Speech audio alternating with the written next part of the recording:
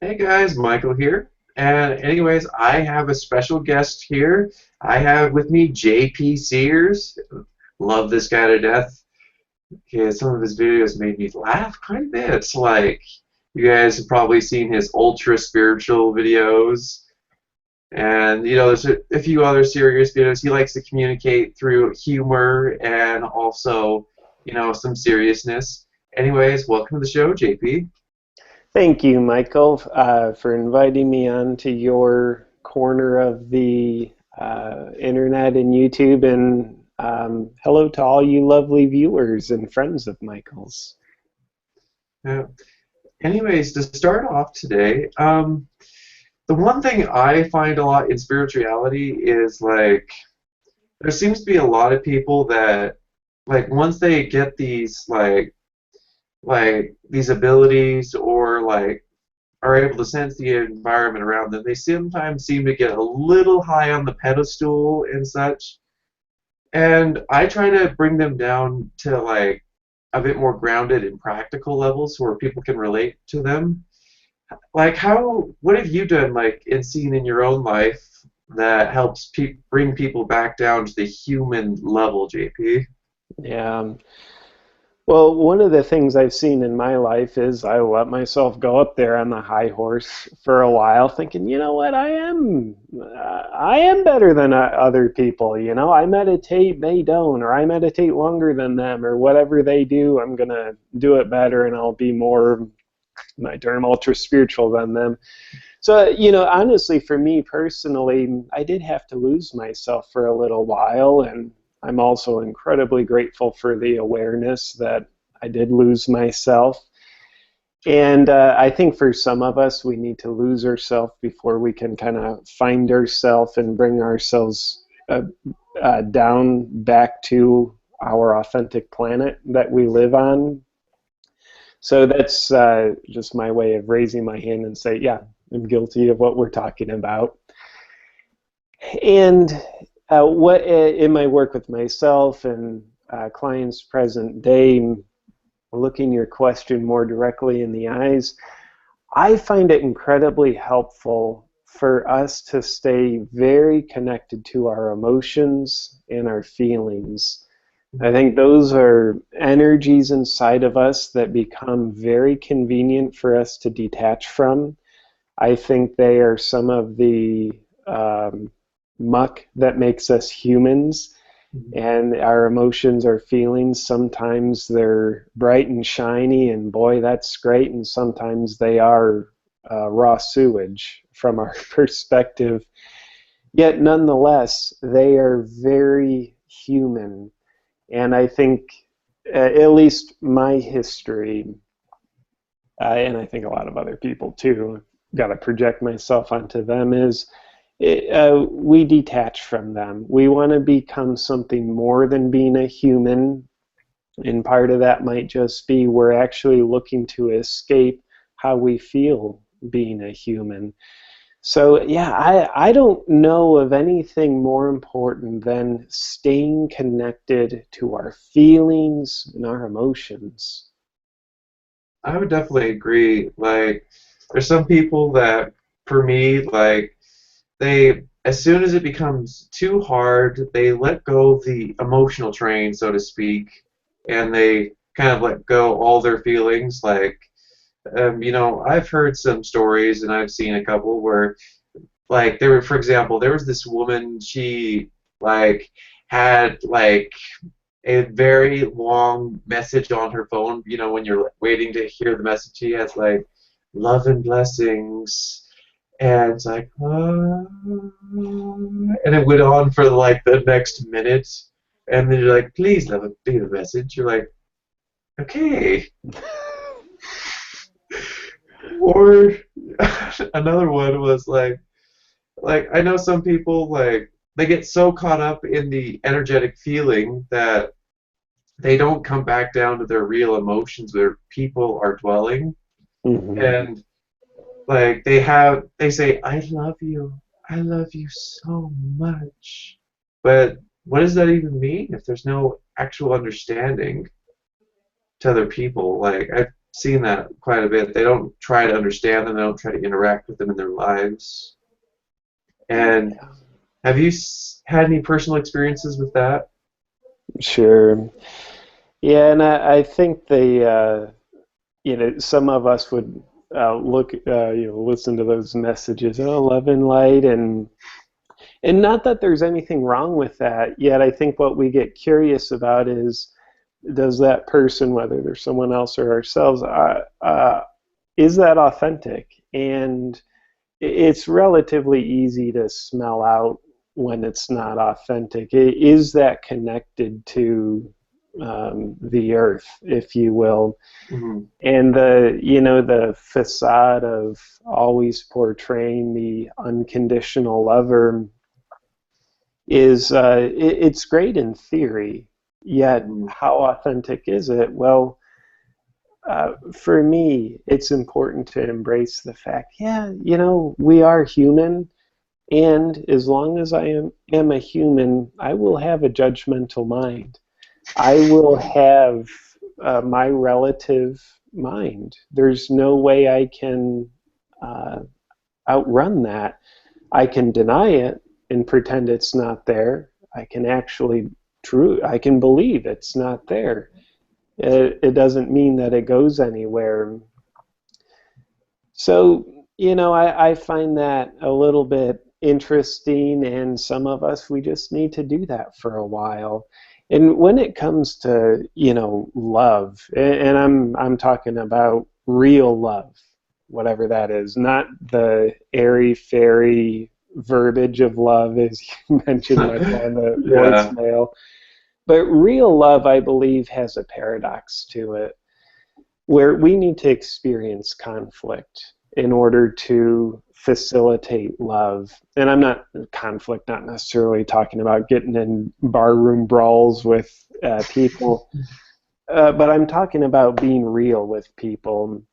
And I'm talking about having disagreements. I'm talking about we each have enough of a sense of self to create a polarity for us to create an intimate connection. If there's no polarity, if there's no male female energy, not gender specific but energy specific is what I'm talking about, if there's not that polarity of masculine feminine yin yang, then we don't have anything bringing us together for union communion, which for me that connection is an aspect of love. If we're just coming from that inauthentic place of disconnection, I love you, I love everybody, and nobody can do anything wrong because it's perfect, that might be me just being stuck in my head and very defended towards real connection while I live the illusion that I'm actually connected and very loving. Of course, maybe this sounds a little bit critical, and honestly, I have judgments about myself because I used to be there. Maybe I'm still there to an extent. I don't know. Um, I think it is a realm where we really lose ourselves. Can I be the love and light being with my crown chakra open to the sky, but my root chakra rooted in the earth with these mundane emotions, the light side and shadow side, and am I able to actually have a substance sense of self? As much as we theoretically know our sense of self is an illusion, yet can I have that illusion so that I have something to connect with a person to let flow love? Yeah, I would definitely agree there. And when I work with some people, and some people, I guess I can call them clients or whatever. I'm not at the level where like I seen for like on your website where you like have like the one-on-one coaching and such, and that I see that's amazing. I'd love to go on one of those sessions one day. That'd be awesome. But what I often find for me when I'm expressing my gifts and helping people find each other is like I'll have them, with the energy work, start out, finding all their energy pathways. But then, like, I'll have them start, becoming very personal in their own journey and being very practical about it. And I'll have them go into memories and change the memory of what happened, and like where they go in and comfort themselves in the memory. And it's a very good technique I learned, and I've helped quite a few people with it. And one I've learned rather recently is where they find the center of where their soul is, and they get to see that for a moment because it's extremely understanding. And I will have them like day by day try to like ask themselves moment to moment, like, what do they want in their life, and where do they want to pursue their goals, and where do they want to push themselves to their highest point. And I often find is like if you keep asking yourself that question, just not only to that level, or even just asking it directly to yourself when you go and like I'm not sure if you do this as well. Like I'll find myself going on walks or anything that's like where I'm deeply connected to myself, and I'll just be thinking quite about in my heart and my mind of like where do I want to go, or what should I do about this? Do you have similar things that happen to you when you try to open a person up into like who they truly are? Yeah. I love your technique of having people go back and take care of themselves in the midst of a challenging memory, painful memory, wounding, traumatic memory. I think that's beautiful, and I would dare say that's a very practical version of love. And I do my version of that in my work, and I think the best I can say from my delusional human point of view, my opinion, is love is a real connection. And some would say that all true love comes from within. It's much like the sap that courses through a tree. It comes from within. It doesn't come from the outside of the tree. And helping a person go back and, okay, when you were 5 years old, you were abandoned. For that person's consciousness of today to go back to 5 years old, for example, that's creating a connection inside. I would dare say that's a powerful path, powerful method to facilitate connection and therefore love of self. That aspect of ourself that, I personally think we all have this. I think there's two types of people in this world, those who are wounded and then those who are in denial of being wounded. So when we have the aspect of ourself that is there, and we've yet to go back and help that part of us when we were 5 years old or when we were 8 years old and we wet our pants at school and we were just beyond humiliated, just whatever our version of that is, when that aspect of us is there, but we've yet to go back and attend to it, we're in a very disconnected relationship within ourselves. And it's hard to see that because we look at ourselves in the mirror and say, well, my arms are attached to me, my head's on my shoulders, so I look like a pretty unified person. Yet we can be incredibly disconnected inside. And again, given the fact that I think we're all wounded for great reason, I would dare say we're all disconnected inside.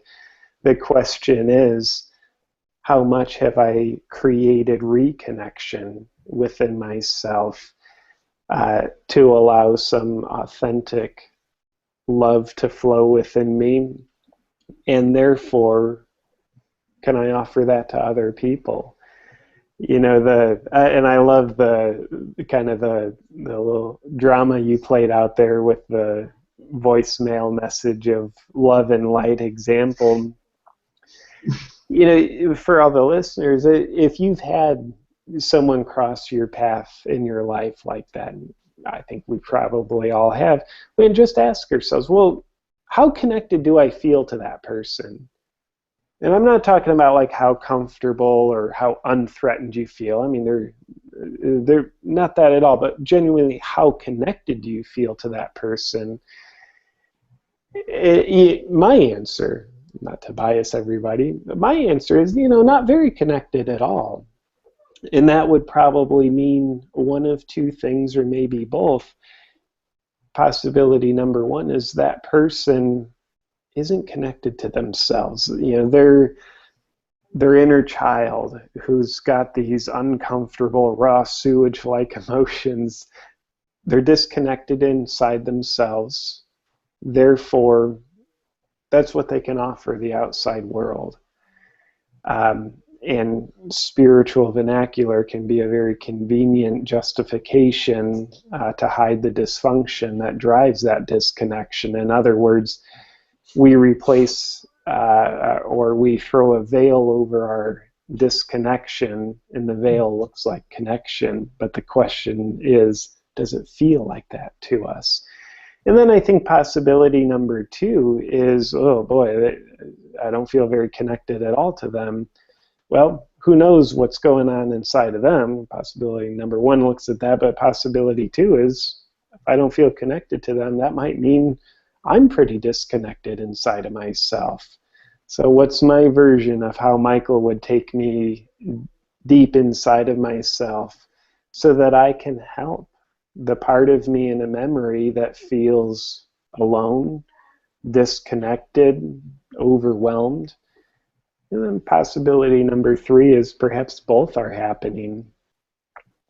Yet anyway, so for me, you got me all excited there, Michael, talking about going back and connecting to oneself inside.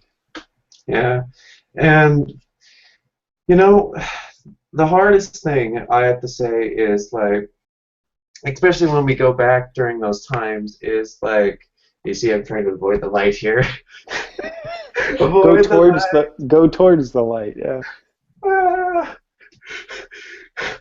But anyways, the fun part about that is like, I gotta really see people at the moment where they were very authentic with themselves. I've seen some people cry, or some people not cry. It kind of depends a lot of times. And the thing I love most is, like, no matter what, at the end of the day, they managed to touch their own heart for a second, because that was something extremely personal to them. And I know you've probably found this as well, that at that moment of when that trauma occurred, whatever it was, whether it was I was abandoned, or like my girlfriend broke up with me, or my boyfriend broke up with me, or rape, or anything at all, like, you are the ultimate comfort to yourself. And no matter what, like, when I go into have people go into that memory, it's so amazing, because they get to give themselves the comfort that they never have had before. Because up until that moment, their soul was split, and they had a piece of themselves fractured off of them that's just been frozen in time in that one moment. And the curious thing is, like, oftentimes when, like, I've seen with people's, like, they become so fractured after a point that they start feeling nothing inside them. And I've been to that point.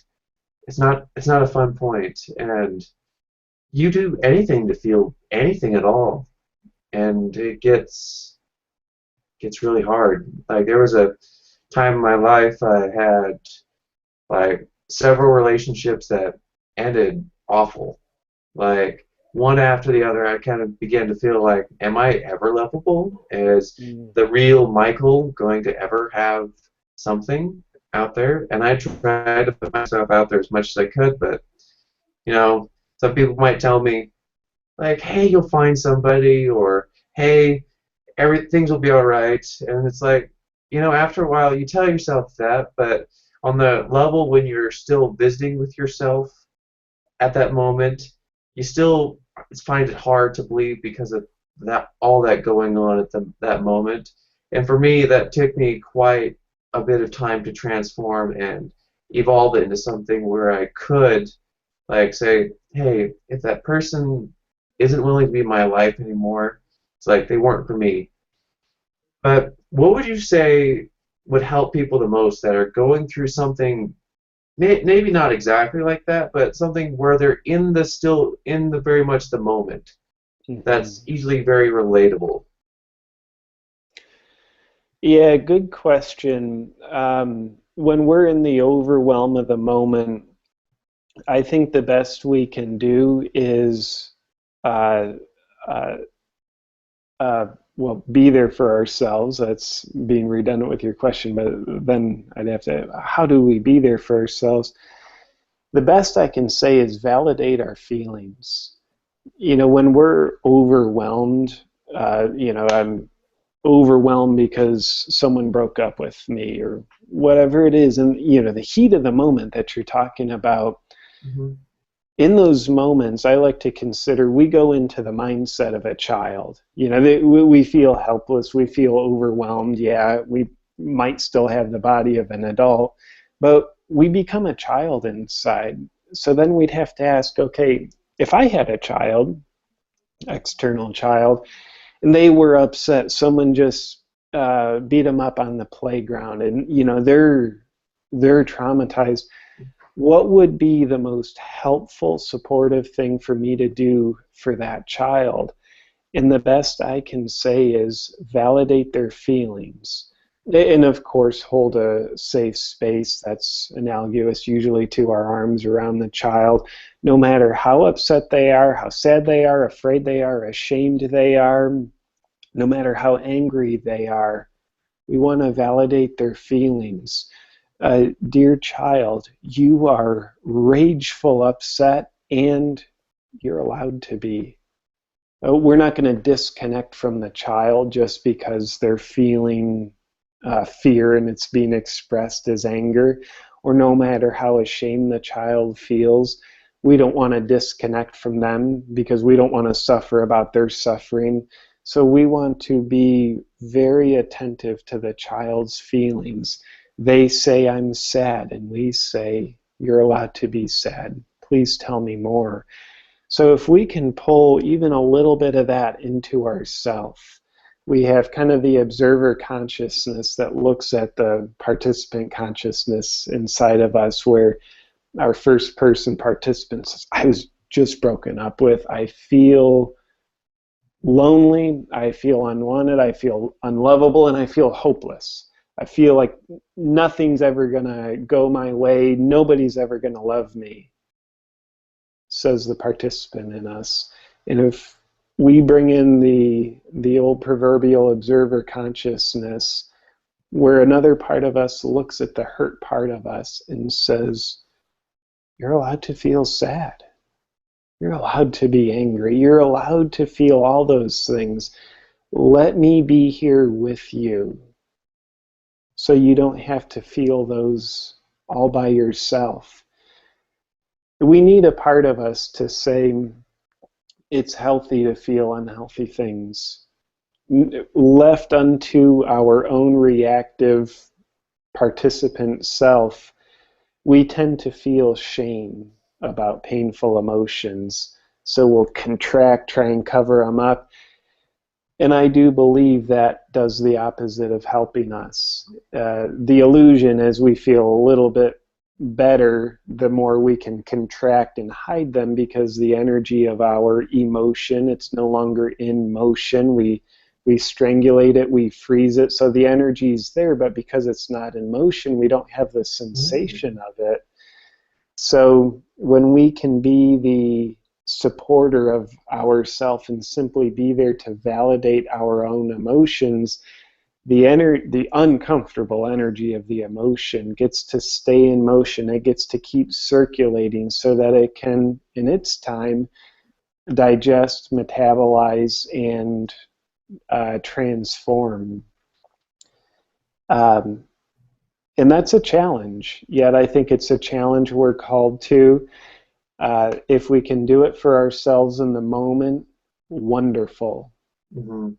And if we look back and say, boy, I needed that 10 years ago, well, it's kind of like they say, what's the best time to plant a tree? Well, 10 years ago was the best time. Second best time is right now.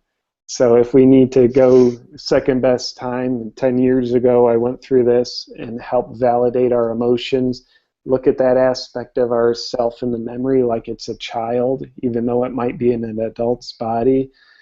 Um, you know, validating our emotions, and then again, you got me excited here, Michael. So, and I've had a cup and a half of tea, so apparently the spirit of the yerba mate is speaking through me. But last thing I want to say before I quit monopolizing the airwaves here is the wise man Carl Jung once said, our feelings are the language of our soul. And for me, that really honors the humanness of us. Our humanness, these mundane things called emotions that can be sad, fear, angry, shame, and certainly the happy, joy side as well. But if we look at that and realize if our weirdo friend Carl Jung was half right, that our feelings are the language of our soul, that would tell us when we kind of divorce our disconnect from myself via the ultra spiritual life practice, I'm actually disconnecting from an incredibly potent soul connection. But if I look at my emotions and splash them in my face, I believe that's us baptizing ourselves with the holy water of our own self, our own emotions. And there we are. The more human we get, the more connected to our human feelings we get, perhaps paradoxically, the more connected to our own soul we're getting. I definitely agree with that. Like, I've seen a lot of people throw the emotions down the toilet. Like they say, emotions get in the way. They, like, you see what you want to see or whatever, and to a point that's true. But, like, at the same time, it's like without those emotions, do we ever relate with people? And that's that's the number one thing we do here on this planet and on this. I guess if you want some people this experience or perspective, and some people say this is the Matrix, and I guess to a point it could be, but it's like we're choosing to be here. We have a choice to be here. Like, why else would we choose to come to this planet and experience these emotions? And I find more and more as I get into this, it's transforming these emotions into something much higher of an aspect of good as we become more mature. And I am finding what I like to call them is higher emotions, where it becomes emotions that are no longer destructive, where using them in a constructive manner, like I'll see Reiki masters talk about this a little bit too, that where they say you're no longer reacting to the situation, you're still feeling the emotion in here, but you're choosing how you react, and you're doing it in a very constructive manner. Like, for example, I hate this person so much, I don't want to be like them. I can walk away from that. Or, like, I'm angry at what this person's doing to me. They're trying to control me, and you know what? I'm gonna be allowed to be angry, so I can take back my own power and have it actually expand outward back, so it's not compressing. And I love that analogy you put earlier, where it's like it's all compressing, and I think that's what actually turns into a block, where they suppress it and suppress it and suppress it, where it finally turns into this little ball. And when I've gone in for healings and stuff, that's what it is. It's just this ball of stuff that's all convoluted in this, and it just comes very bad. And I've seen some people, and I've read about some of this stuff, where these blocks are so bad, what'll happen is they'll, like, if they just go through it with energy work without having to, deal with the emotion, what can happen is, like, the negativity within that spot will burst open, and it can give them infections and other things. And, like, for example, like, chronic diseases can pop up if something isn't, like, taken care of for a while. Like, for example, the gallbladder. with abandonment. Like I've found like these emotions and things that aren't, if they aren't taken care of, will go to certain organs in the body and eventually lead to chronic diseases. And have you had any experience with that? And also, in the respect to the higher emotions, do you believe it's like, of course, it's okay to lose your head maybe every once in a while, but do you do you believe that we should be on our way to that more constructive approach? And what are your views on that? Yeah. Yeah, in a word, I agree. Uh, in more than one word, I don't believe there is any harmful emotion. I think the design team, whoever we call the design team, I agree. gave us the full spectrum of emotions for great purpose. I don't think it was an evil plan or a really cruel joke. Well, let's make these stupid humans with these emotions that are going to just rot them from the inside. Well, uh, I don't think that's what happened. Maybe it did.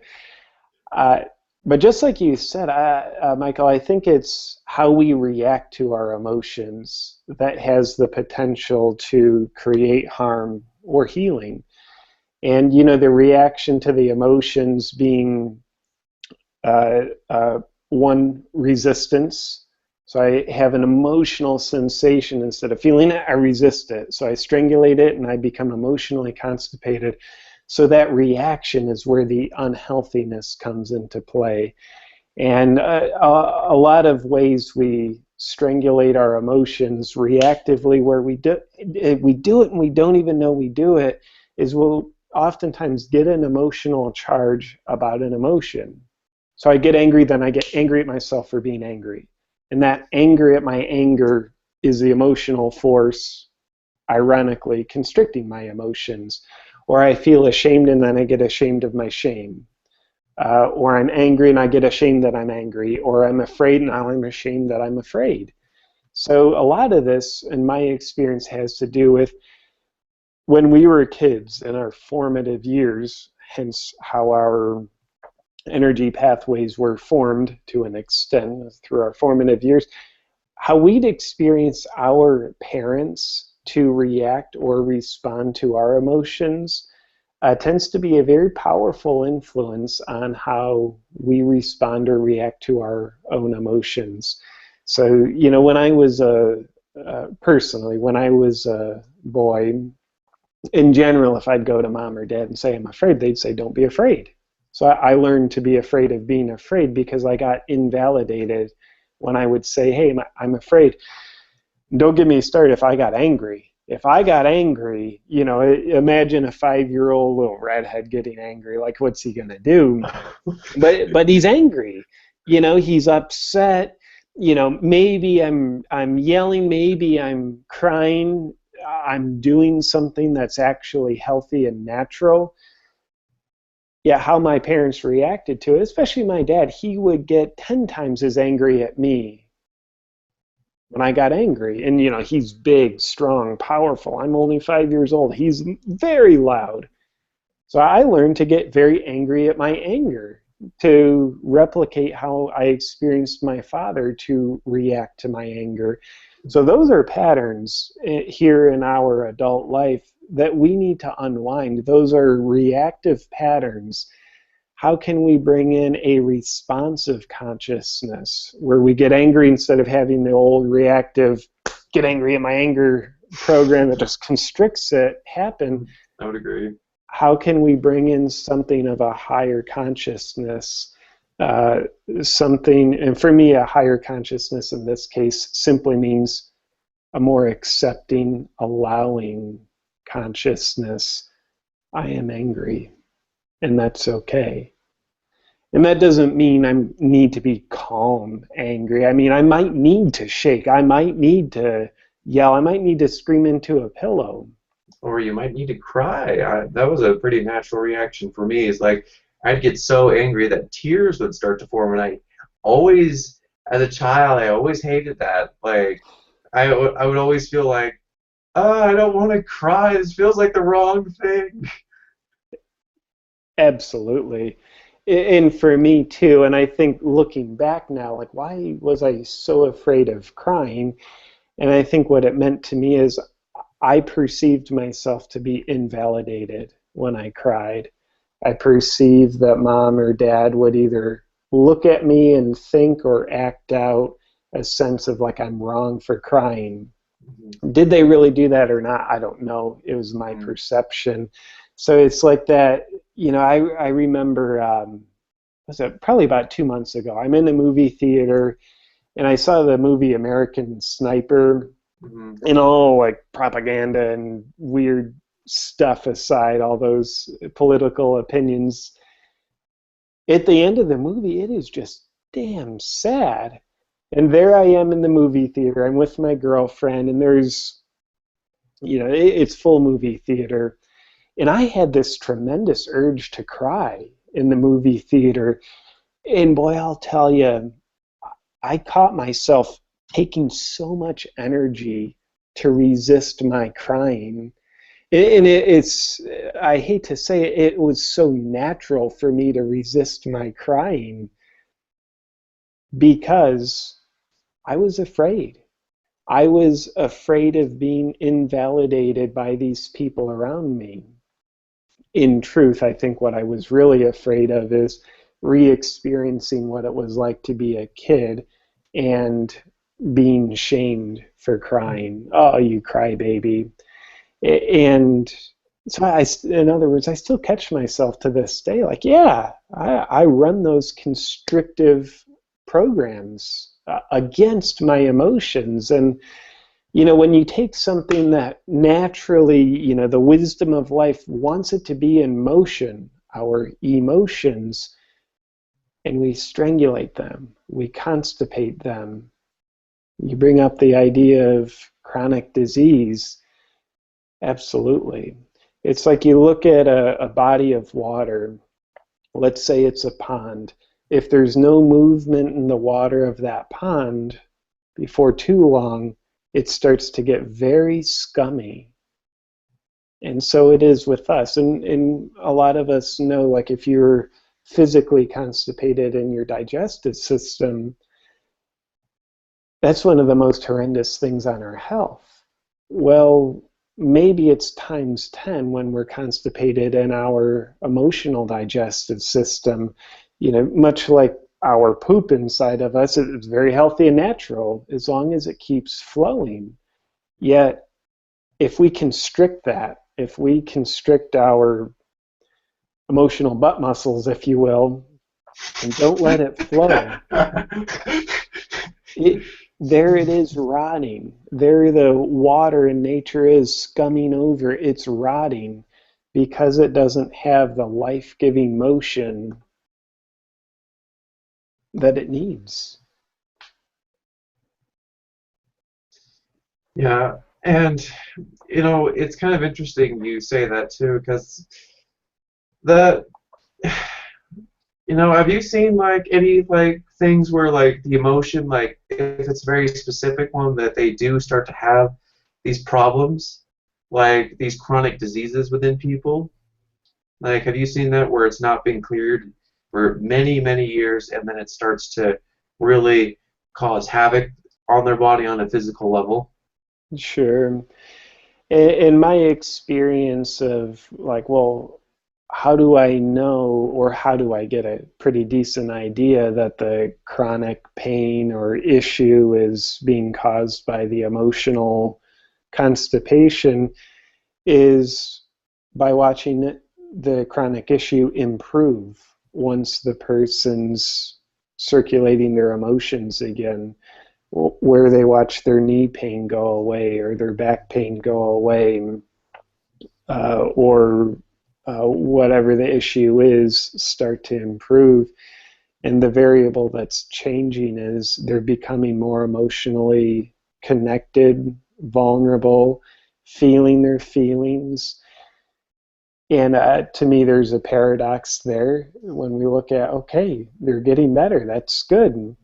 Well, the paradox is sometimes we have to feel worse before we feel better. So you mentioned numbness before. I think numbness is the most painful state we can be in, and paradoxically, it's so painful that we don't feel the pain we're in, at least initially.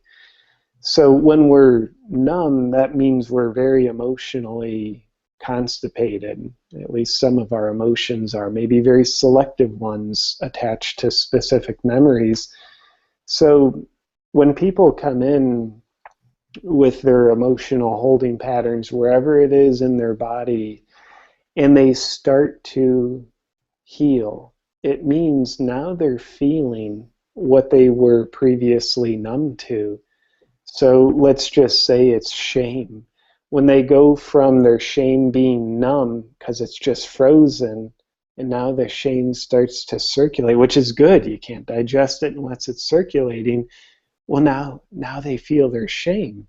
So the paradox is I can feel worse emotionally as I'm coming down out of numbness. And it's kind of like sometimes you will feel worse while you're getting better. And in truth, you're not feeling worse. You're actually just feeling what you're feeling rather than having your feelings be so numb. Um, and then, of course, if we may feel worse emotionally temporarily, we can also look at what the body's doing. How's that responding? You know, what is a person's list of aches and pains or disorders of their body? Not that I certainly do zero medical treatment, yet I love to watch, well, what happens to those as you are opening your heart to your own self. Yeah. And like, what's kind of interesting too is like I've seen like where people will like all of a sudden like for no reason at all when they first start, like they don't do any running or anything like that has, man, lights everywhere. Jeez. I think that's coming out of you. Yeah, it's like it's all coming out. It's all just coming out. And I love your auritic field, by the way. It's pretty bright. I love that. That's a very nice feel to it. Oh, thank you. Yeah, but what I find the most is like they'll have like these calluses or even like on their elbows, knees, or anywhere else, and they're there for no reason. And then after they start to clear the blocks out, they disappear. And Wow. what I find is like there's those little blocks of energy, especially down at the feet, where like what'll happen is like we're like electric kind of creatures, and when we're connected to the ground or anywhere else, like you notice like when we go into a forest or anywhere in nature, it's like it feels like ah. But what happens is like since there's blocks there that have created from the emotion, what happens is like people will get those, but what will happen is like it's blocked on how much good is coming in and all that the energy is going down to like as you say we kind of almost poop anyway. But they what will happen is like all that negative energy, that stagnant energy is now just sitting at the feet and just kind of pooling there. And depending on the emotion, it goes to different places, but a lot of it to be exchanged is at the feet, hands, and like different spots. Mm. And that was something I always found pretty interesting. Yeah, that's very interesting to hear about. And I love also the just being curious, the symbolic representation of the calluses.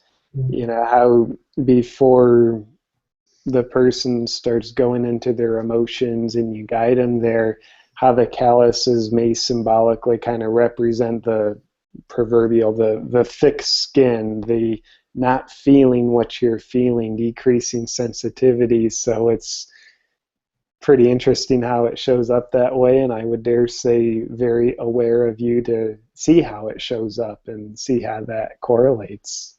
Mm-hmm. And what's kind of interesting is like I find that it's like with energy work and like getting back on that topic is like if you're very practical with it and you are in the human emotion, like the world becomes a lot more open to you. And if you don't put yourself on a pedestal, like as you said, we all kind of go through that stage of like, I meditate more than you do. I see everything. Like I've seen people like they'll say, like, I've opened my third eye and I see Sure. God. I see the last 2,000 years of history. I see everything. I find it so hilarious. I really do, because it's like they're all up here. Like they see, like they may have some awareness, but it's like it's a development process where things become more aware. And these other energy systems is like it's a full development cycle where we develop the entire energy body. And where I see a lot of people, they go through like a few stages. First, they kind of start at the energy stage where they're all excited, they're moving forward, and then they, as soon, because of all that energy coursing through them, it touches the blocks. And you can see this happens often during Mercury retrograde anyway, where we have all that high energy spiking, hitting people, and that's why people often go crazy. They're like, ah. And the funny thing is, it's like these times are supposed to be very healing towards those people. Their emotions are trying to tell them something. Like our body's very smart. Like it'll show up like, hey, I've got calluses on the bottom of my feet. You might want to take care of me, please. Or I've got this chronic problem. Help me. And the body, I find, is like, with its emotions or physical things, it's saying, hey, pay attention to me. Like, I think for me, it's like, what I've been really trying to doing, like, when I get an emotion of some sort, it's like, why am I feeling that way? Or why do I feel that way? What is causing me to feel that way? And like when I often ask that question, like my mind immediately goes there. It's kind of like it's a connection to that point. And have you seen that kind of in your own kind of practice? Yeah. Well, I would agree that when we feel an emotion, one of the greatest things we can ask ourselves is, why am I feeling this? Not asked from an interrogating place like, why am I feeling this? You prove to me why you have the right to feel this, and how we try and interrogate and then intimidate ourselves out of feeling it. No, not at Yeah. all. But I, the open, curious, vulnerable question, why am I feeling this? I believe we always have a story under our story. We're never upset about what we think we're upset about. So our initial reaction, I feel an emotional charge about something, okay, let's get to the story under the story, because the real me, my heart, is usually not going to be on the surface story. It's going to be several layers deep. So why am I feeling this? I'm angry. Why am I angry? Am I afraid? Maybe I am afraid. What am I afraid of? Oh, I'm afraid someone's going to take advantage of me. Why am I afraid someone's going to take advantage of me? So I've been taken advantage of in the past, and I didn't protect myself. And I still haven't protected that aspect of myself. So I think the holy book of our own self opens up when we can vulnerably, curiously ask ourselves why. Uh, Not for the sake of getting into our head to escape our heart when we're feeling emotions, but more so to integrate the two. I think our head, I'm not going to amputate mine anytime soon. I think it's useful uh, if it's integrated with my heart. And if my emotional heart is very challenged, my head can come in, help me observe, help me guide, help hold space for me to feel what I'm feeling. And an additional question I love to ask is, when we're feeling that emotional charge about whatever, we ask ourselves, when have I been here before? What is this reminding me? And if we just pretend, and it is pretending, I don't think it's this simple, yet for the sake of practicality, let's just pretend that in our adult life, anytime we get emotionally charged, It's an unresolved emotion from a past experience getting triggered, coming to the surface, and being expressed. Granted, it's expressed in a misdirected way unless we're connected with what the emotion's really about. So to help get that connection, we ask ourselves, when have I been here before?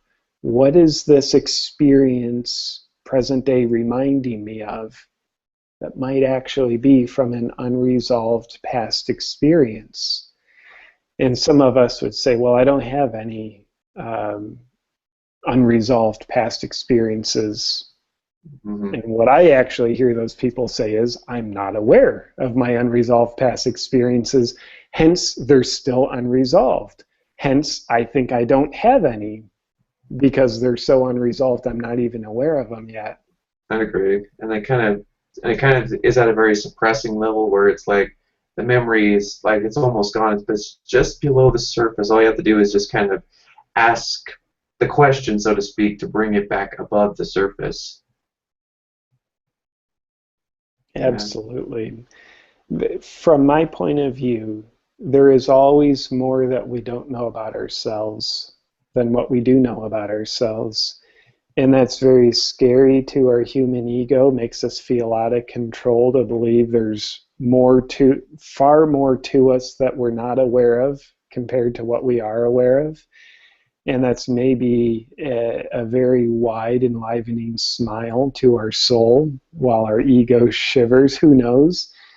Uh, Yet, if we can kind of honor that idea, there is way more to me that I'm just not aware of compared to what I think I'm aware of about myself. That, for me, that call to humbleness helps open doors of discovery. For me, the most lethal place for a person to be in is to say, I know everything about myself. No, I know I have no past issues that are unresolved. This is who I am. Why I think that's a very lethal place is the person's constructed a very small jail cell for themselves to live in, and they're not willing to go outside of that jail cell because what's outside of it isn't familiar to them. It might be their true self. It might be the greatest joy they could imagine, Mhm. yet it's unfamiliar, so they fear it. Yeah. And what I often see too is like people kind of construct this box around themselves and they just keep their mind within the boundaries of what they have. And, at some point, that's a little okay. It's like you're not ready to move out of your little shell. And whether it's through a religion or something else, not to bash any of those, but sometimes they can put a bit of a box around you. And I've kind of gone with the point where I was at one point very religious, but it's like I felt myself that I wanted to move out even more, so I went with kind of a place of no dogma because it's like I wanted to go out and experience these other pieces. And that's not to say you don't have to leave the religion, but it's like often I like to see it's like I like to have that expanded kind of viewpoint where I blow out the stuff of my mind of where it's like, hey, now I have a much better perspective on things, and I get to see all these new vantage points, and I find it cool every day. Like even though I get to see that soul self in me, and what I often find it's a very good teacher at the same time. It's like it kind of like unveils things a little bit by little, where it kind of like unlocks like little spots where it's like, hey, you're ready for this. Come on. We're going to give you this out, and we're going to show you something new. And I like to find it's like, what is the new Michael today? Or what is going to be like, what is more me as I discover it? And since I'm engaging myself on a soul level, I'm constantly asking the question, like, what do you want to show me today? Or, like, I kind of picture it as like I'm on a journey with myself in a way where it's like, hey, what do we got to show me today? And I love that because it's like I could have a goal every day to kind of look at myself and say, what are we going to learn today? Hmm.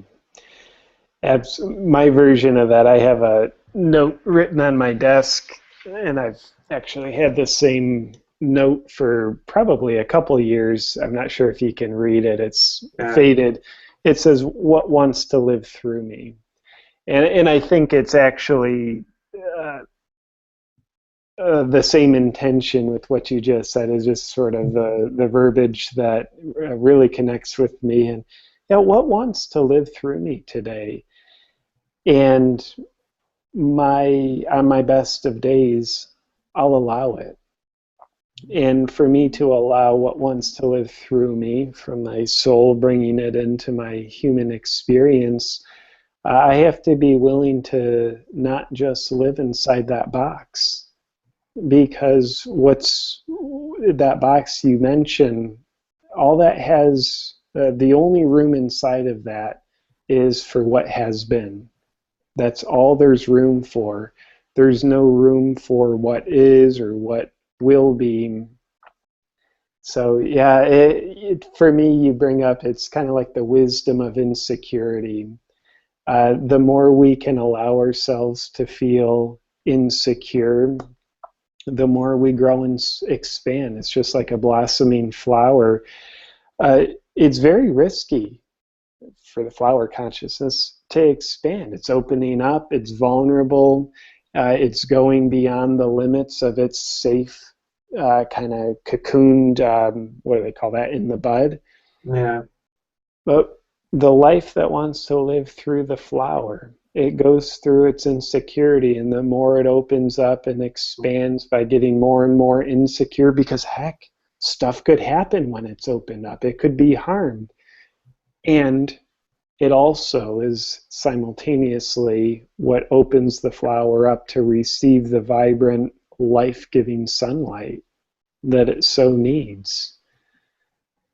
Hmm. yeah. And I notice our time's just about up. And like, I don't want to. I know you're a very busy guy. You probably have like a little calendar, little schedule thing marked out. It's like, let's see, what are we going to do today?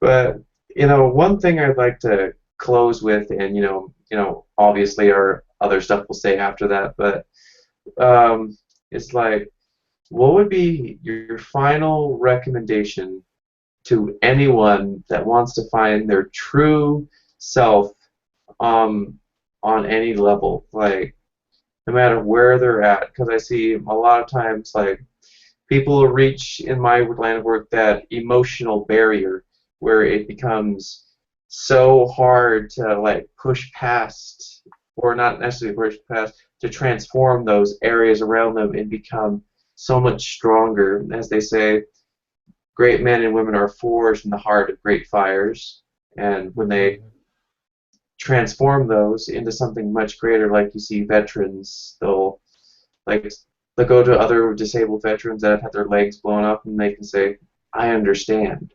Mhm. And to anyone that wants to find themselves in that is feeling numb, because I've seen some people, they feel so numb that they even start to cut because they just Sure. want to feel something. Like, what would you say as a final thing, if someone wants to see themselves again and find that love, what would you say to them? Great question. My one word answer would be vulnerability. Um, Vulnerability, like anything powerful, it's easier said than done. I think vulnerability is the most vital nutrient to us on this journey. Vulnerability has a lot to do with looking at our unlovable parts and loving them anyway.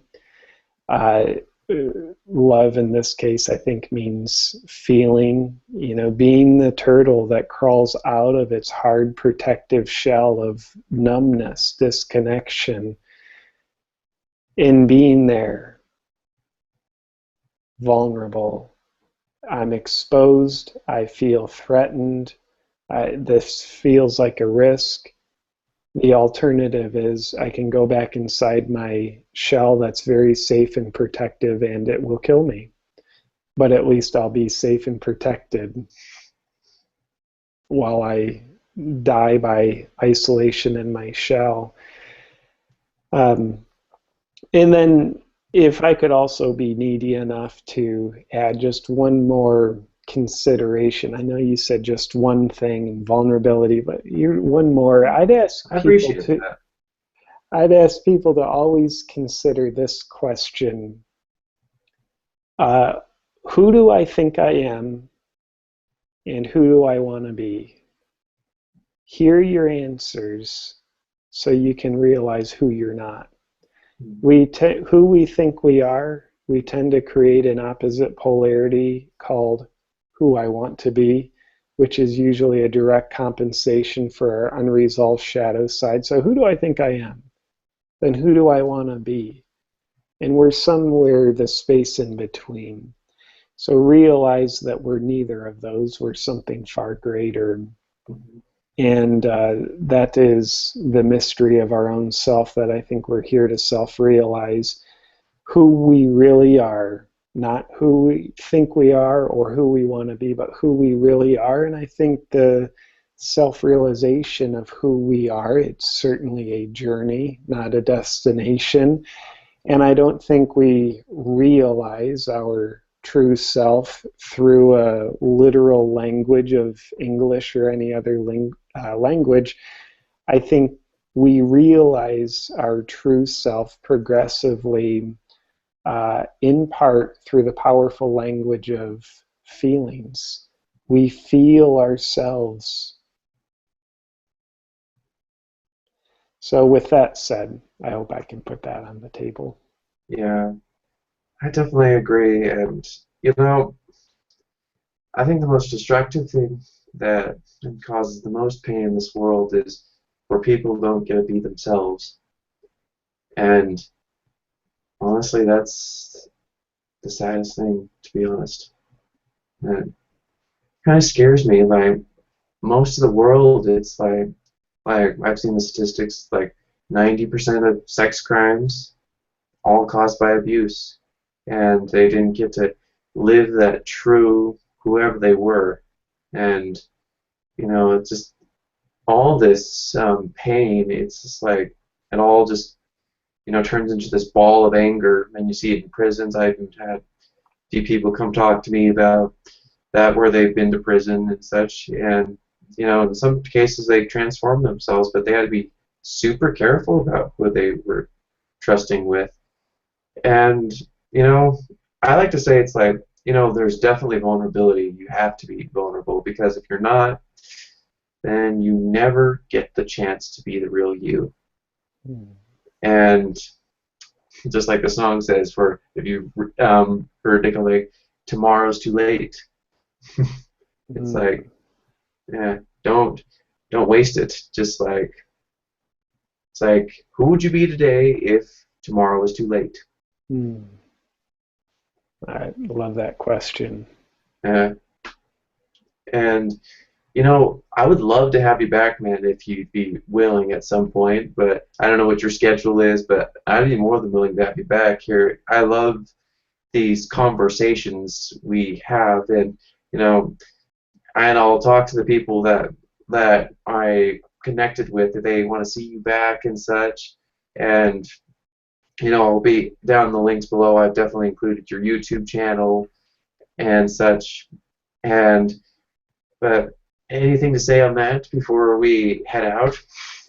Yeah, my friend, it would be a pleasure to be back. For me, we're two kids playing in the sandbox, getting to contemplate this mystery of life together. And for me, it's an absolute blast. So thank you for having me on. And also, I'm enjoying the idea of a next time as well. Yeah, me too. The one thing I always liked about your videos is like there was always like kind of like authentic feel. Like I feel like I'm talking to a friend here. And I always loved that, and I try to put myself out there as much as possible when I help people individually or anything else. And the one thing I love about this work most, it's a very personal journey. It's not this X-Men thing. I see the world. In some ways, it is, yes.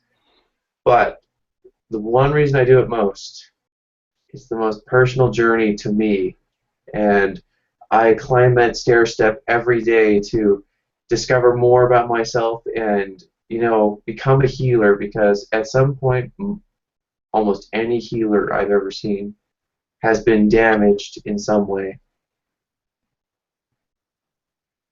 Amen to that, brother. Yeah. Give you a little high five there. I'll take the virtual high five. I love it. Yeah, and we can talk on Facebook or whatever through email, and I'd love to see you back. But anyways, like, I'll direct people to your channel, and to everyone subscribe, like, and if you like, I'm gonna check real quick before we go. Let's see if you have anything on the Q&A. No, nobody on the Q&A. A little too early for anyone over in my neck of the woods. Can't say I blame them. Yeah, every time I'd be up this early if I was hunting or fishing. Well, that's my advantage here. Just to clue everybody in, I'm a couple hours ahead of you as I'm on the East Coast, so feels good to be more awake. Yeah. Anyways, man, I'll see you later. But I'm gonna hit the end of the broadcast here. Anyways, guys, have a great day. If you want to see JP back, let me know in the comments, and you can message me. And thank you guys for watching. Have a great day.